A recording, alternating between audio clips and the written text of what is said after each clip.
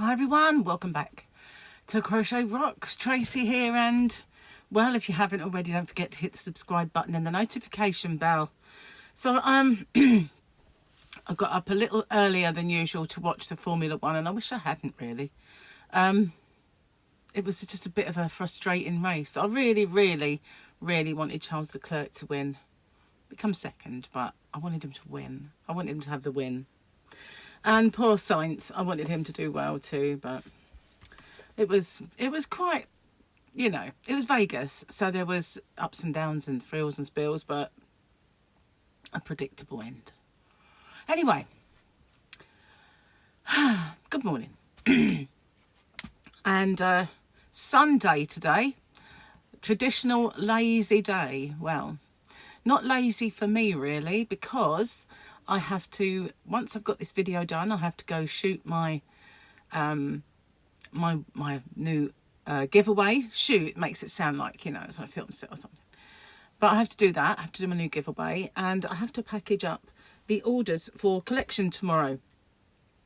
And there are more now, so that will keep me busy. And so I have to brave it in the freezing cold yarn van. So I'm going to take this little heater that usually lives in here, but I normally do need it in here because there is a draft that comes from underneath this countertop, and there's not much you can do about it. Even when I put things like fleecy blankets or stuff over my knees, it still kind of penetrates through, and it's quite cold under there. So I usually have that, and it warms this room. But I think the yarn van's need is a bit greater. Although I have that air conditioning big lump unit out there, which supposedly can throw out warm air. Not really that warm. And those two little bitty heaters, they do kind of blow warm in your face. It's a vast area to warm up, you know, that's the only thing. I've got lots to do out there as well, you know, coming up. Because I'm going to have to get it sorted out and put back to how it should be, tidied up. Now all of the cushions are out, all of the garden cushions are out, because they were kind of destined to be in the back room, and they got moved to the back room, but now we're sitting on those garden chairs because we decided to throw away our sofas. And so yeah, we have that. Well, there's still one to come in, because yesterday Gary dismantled the sofa bed and managed to get it outside himself for collection, because they're collecting it Tuesday. And I did think Michael was going to have to come round and help him take it out, because there's no way I could have helped him. You have to try and lift it and get it round an L shape couple of doors, and I thought, you know, I'm not strong enough to lift that up and maneuver, so maybe Michael can come and help him. But where he managed to dismantle it, because obviously it was a mechanism you pull out, he managed to get all that out so he could take it out, and then he took the arms off, and so it was now in bits kind of piled up out there ready for them to take. So yeah, so that's now we've got a big free space out there. So we do want to bring in the kind of garden sofa, like the two-seater chair, if you want to call it that, and, you know, get rid of all the what I did, like, you might think I'm a bit paranoid, but when I brought the chairs in, I went down all of the sides, pulling it apart, and used a dustpan and brush kind of thing to brush out anything like leaves or webs or anything that might be in there, brushed it all out. And then I turned it over and did the same on the underneath. And also when you go underneath and it's moulded, coming back up on itself.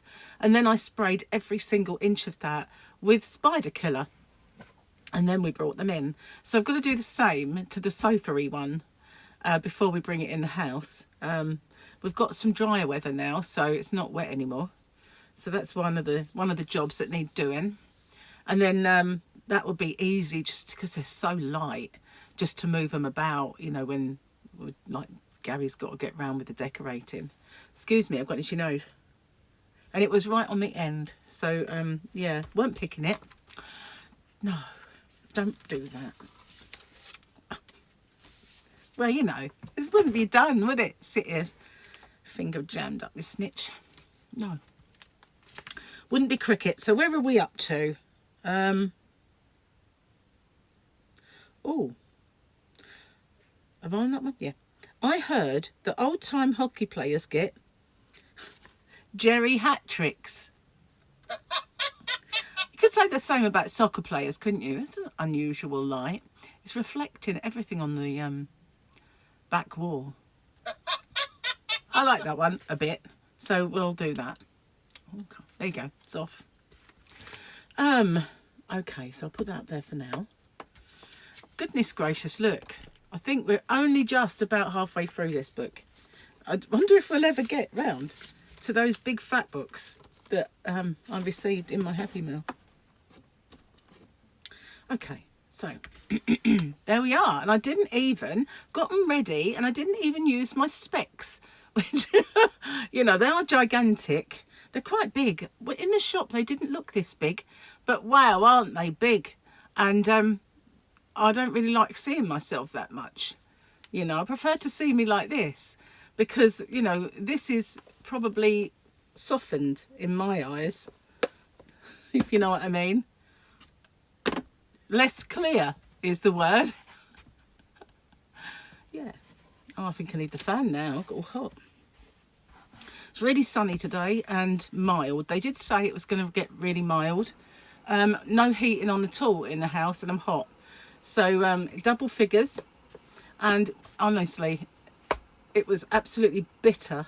So I'm glad of it, really. I even had the aircon on last night, sitting there watching TV, thinking, because the trouble is, if one of the rooms has heating on, the aircon doesn't work because they all have to be set to the same. You can have them different temperatures, but they have to be set on the same setting. We were told that you wouldn't have to do that, but maybe it's because two of them run, so two of them have to be on the same. I don't know. But if you put one on a different thing, it just flashes like it's not going to work. Anyway, obviously when Gary had gone to bed, he didn't put the heating on, so I was able to put that on and blast some cold air. It was lovely. But I thought, this is crazy. Only the other day I was freezing, and here I am now with the aircon. That's, well, it's partly down to the UK weather being fickle, and partly down to me being being fickle with, oh, I don't like being hot, you know that, but I don't like being bitterly cold. And for a few days I was wearing my Snuggies because it was really, really, really cold. So last night I thought, you know, I've slept over 12 hours. I'm not going to get to sleep. And I wasn't wrong. It took me until about, I think Gary had got up for work and asked me if I wanted tea. And I said at that point, no, I'm going to try and get to sleep now. And I got off straight away. But until then, I was up, and I got up and watched a bit of TV. And there was lots of Blondie stuff on last night. I watched a few Blondie, once Gary had gone to bed.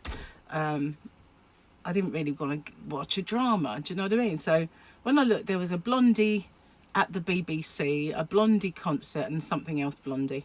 I watched two of them. I didn't watch the final concert.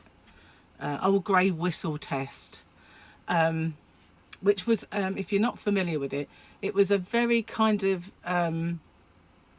posh music show back in the 70s and 80s, early 80s. And the Old Grey Whistle Test was kind of like the serious musical newspapers kind of, I don't mean it was part of it, but that kind of went hand in hand. You had the NME, which was a New Musical Express, which had serious music in it and serious musicians. And then you had the Old Grey Whistle Test, which had serious music and serious musicians. And then you got comics, basically, like smash hits that catered for all those people who absolutely loved and idolised, say, Wham, you know, or Duran Duran. And so I had all the popular music stuff. And then you got Top of the Pops. So there was two kind of ways of music running side by side. Same chart, but different outlooks. And the Old Grey Whistle Test was kind of the people who introduced it had very nice, posh voices. So it's kind of, I felt like it was the the thinking man's kind of middle class music, you know what I mean? But they didn't just have that, obviously. So I thought, why was it called the Old Grey Whistle Test? What on earth possessed them to call a music show the Old Grey Whistle Test? So I thought, oh, I'm going to Google this. And it turns out that record company executives used to play music to the doorman who used to be dressed in grey. Right, so they were the Old Greys. They were known as the Old Greys. So basically, if they listened to it a few times and started whistling that tune, it was a hit, or going to be a hit. So that was the benchmark of the Old Greys whistling it. So unbelievable, but it's true. You know, so old grey men kind of dictated the music business. You think about that?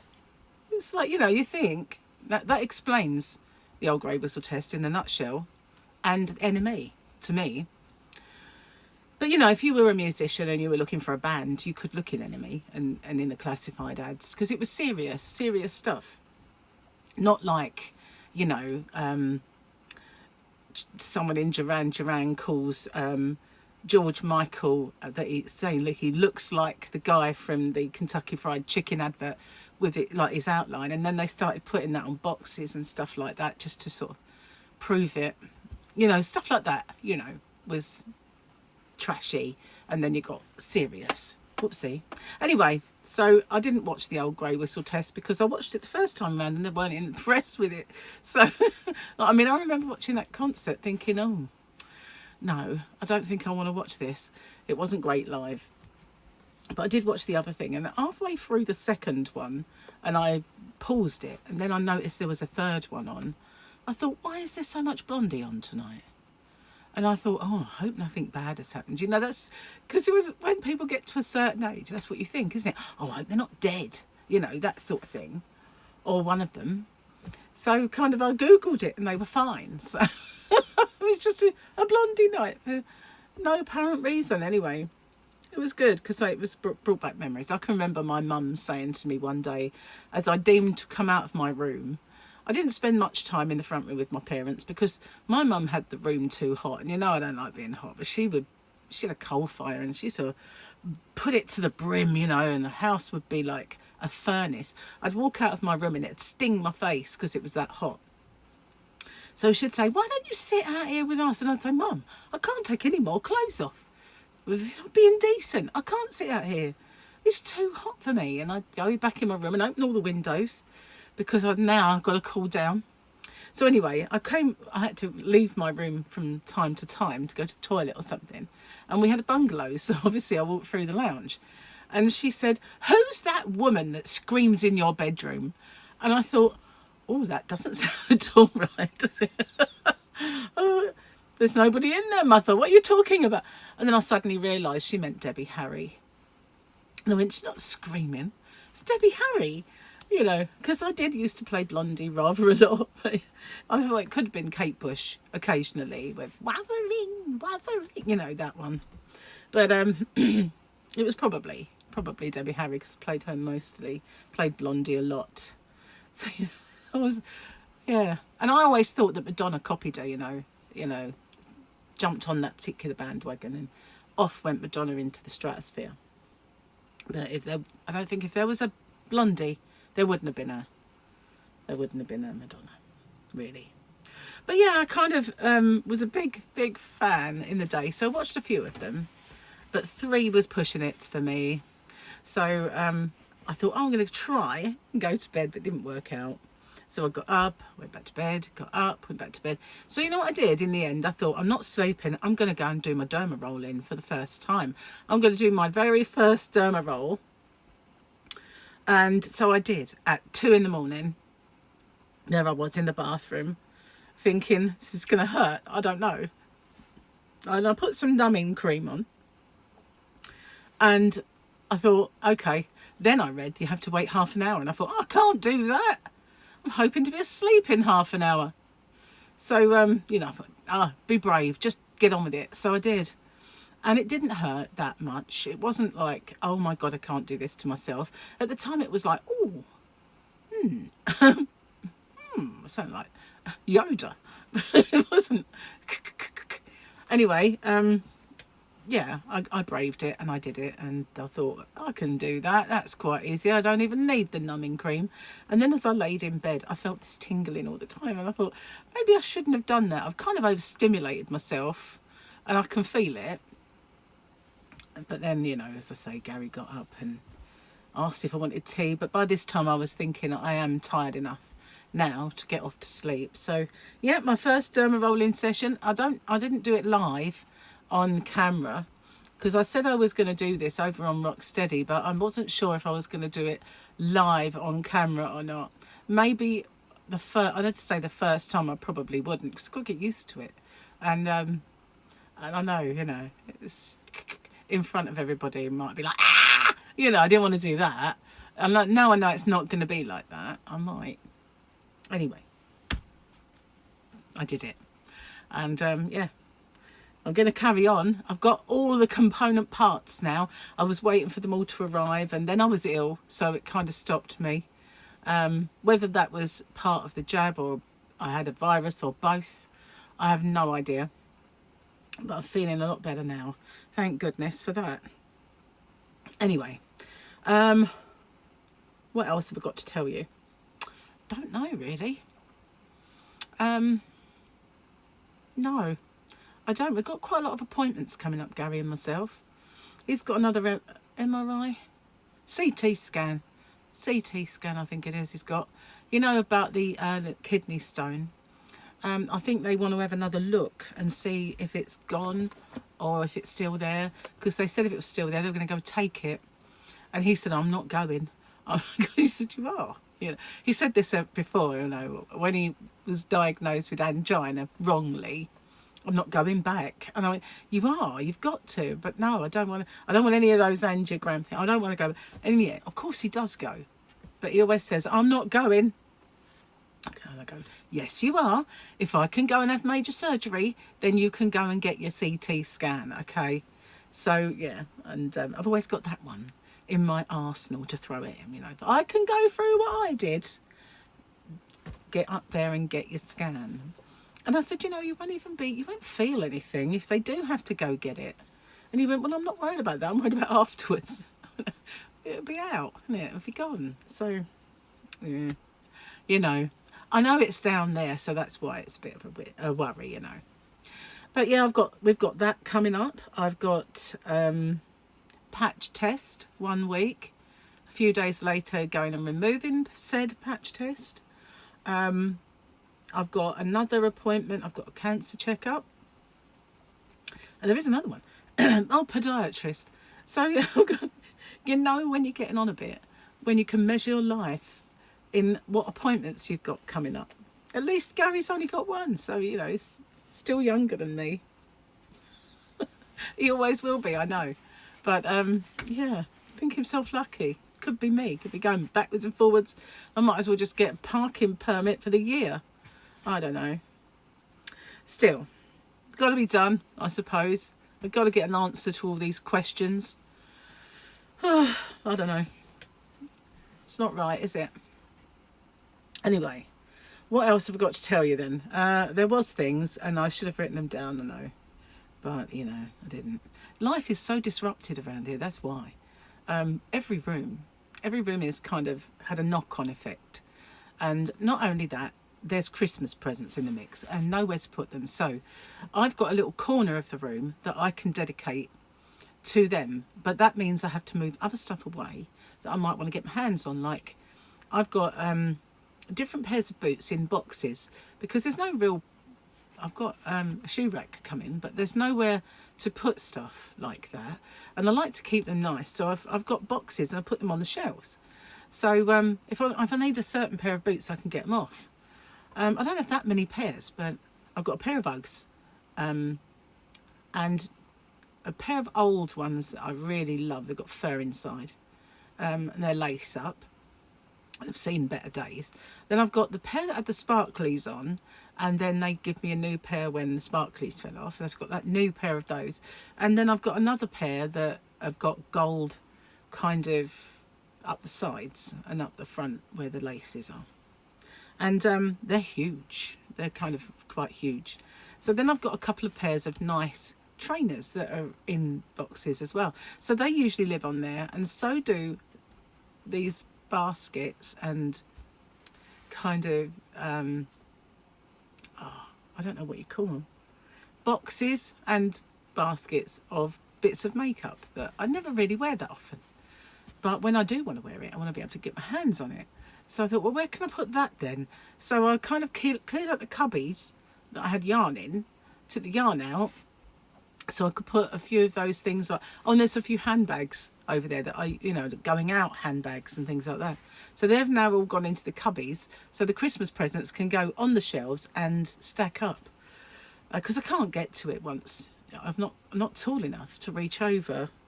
So yeah, I just keep adding to that pile in the corner. That's the only way I can do it. And then they're sort of out the way, but it has a knock-on effect of moving everything else where it shouldn't be. And then there's things that come out of the front room. You think, where can I put that? I suppose I'll have to put it in the bedroom then, won't I, really? So that's getting, kind of the space is getting smaller and smaller. It was really nice and spacious a little while ago. It's kind of closing in on me again now. But hopefully not for long. Gary said he wanted to get the lounge done before Christmas, but he's saying now, I don't know if I'll get it done, And I said, well, the sofa won't come till January, hopefully. So, it doesn't really matter. But it would be nice to have a Christmas tree against a nicely decorated wall rather than... Could we even put up a Christmas tree if he hasn't done decorating, He needs to get around it. He won't be able to have one, so I'm hoping he'll get that done. Anyway, so it is quite disrupting, though, everywhere. It's kind of a mess. Yeah. It did get me down a little while ago, I have to say. I'm back in sort of okay mode again now. But there was a time when I looked around and just thought, the kitchen's all messed up, the front room is all messed up, everywhere is messed up. And I was sitting on a really uncomfortable chair and it was making my back hurt. And I just thought, oh God, I can't cope like this. But it's actually nicer sitting on the garden furniture than it is that thing. So I'm glad he's broke that up and getting rid of it. So anyway, I'm going to get off and upload this, and the next one I might film out in the yarn van while I'm out there, because I've got to go out there anyway, and that's where most of my yarn now lives. I do have some in here, as you can see, but I need to change my yarnscape in here a little bit. I also, tomorrow, hopefully, I need to put in an order, because I keep trying to order this stuff and for Hobby Rocks, and every time I do, the person who needs to take the order is out of the office, and you can only pay if you want to pay by the phone or PayPal, and I don't really do PayPal, so I don't really want to pay with PayPal. I don't see I want to make things that go wrong. And I thought, what a weird way to run a business, and this is a proper business, that they'll only take PayPal. Or you can ring them up and do it. Get Stripe, for goodness sake. It's so much easier. Anyway, perhaps they don't like paying the fees, but then I think you pay fees for PayPal. Maybe, or no, maybe not. I don't know. Can't remember. Been so long since I used PayPal, I wouldn't have a clue. So thank you for watching. Stay safe. And I hope I suddenly look 20 years younger after derma rolling. I know it's probably a long shot, but it's not going to happen, is it? Probably there'll be minuscule results at best, but we'll have to see. I'm willing to go through this for the for research purposes, and I've always been toying with the idea of a little bit of lasering, so we'll see if that comes off. I don't know. I might chicken out. I did have lasering once. I thought, because I've got quite, my neck hair and my hairline goes quite low around here, and I have awful neck hair. It's not very nice. So I thought, I'm going to get it lasered off. Didn't work at all. I've still got all of that. Well, it actually probably is not as low, this bit, so that might have worked a small amount, but certainly I gave it up in the end because it wasn't getting anywhere But yeah, so yeah, I've not had a really good experience with the lasers, but I did want to get rid of it because I thought, you know, men have big bushy sideburns, not ladies, and I didn't want to look like I was on the phone, you know, with these big bushy sideburns. But yeah, I was just unfortunate to have quite low hairline down this bit here, and if it had just been a little wispy bit, that would have been fine, but it weren't. You know, I'm just saying, and it had to go. So yeah, anyway, I know I said I was going and I didn't go, but then it wouldn't be me if I didn't do that, would it? So thanks for watching again, and I'll see you on the next one. Don't forget to watch out for the giveaway. Bye for now.